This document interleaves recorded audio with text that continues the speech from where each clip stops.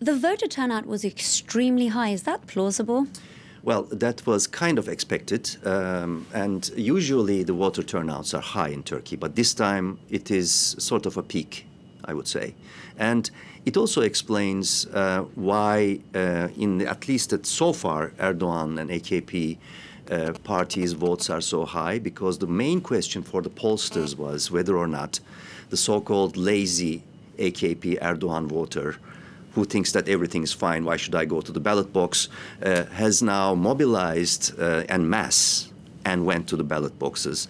This was one. And second, whether or not the youngsters, first-time or second-time voters, will be turning out. It seems both segments are now mobilized and voted more than usual. So, but the higher turnout, it seems, again, so far, that it has served the current power, AKP and Erdogan. That is my next question for you. These elections are very much brought forward by Erdogan. We know that other leaders across the world have done this, snap elections. I'll give you an example of that, of course. Theresa May, it didn't so much work in her favor, but it seems as though it certainly seems to have worked for Erdogan himself. So far, but, you know, as we speak, the counting of the vote is continuing, and the latest, as of more than half of the votes were counted, is around 56, 57, let's say, % of the vote, but it's going down.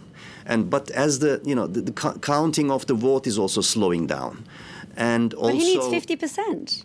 True. But the problem in Turkey, and that's raising the tension, is that everything is dependent on the data issued by Anatolian Agency, which is fiercely pro-government, pro-state, and it's the only agency that is the channel, and this creates confusion and suspicion, and that's why we will have to see perhaps towards maybe an hour or two later what happens. But as I said, the trend is now going down from 56, but down to which point, it's very difficult to see. Another point is, it's another key question, whether or not the pro-Kurdish HDP party would be able to pass the very critical 10% threshold, which is necessary for entering parliament. It is, according to Anatolian Agency data, it is still below the 10% threshold. Actually, we've just had a statement from the AK party saying that it looks like they have reached the 10% threshold, though it's not been confirmed yet.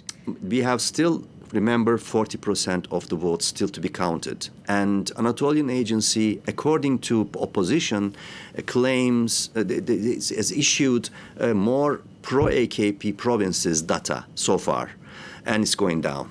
And as we move towards the western provinces, which is not really pro-AKP, that number can fall, but Western Anatolia is not necessarily pro-Kurdish HDP party either. So we are in the middle of a thriller, in a nutshell. Absolutely.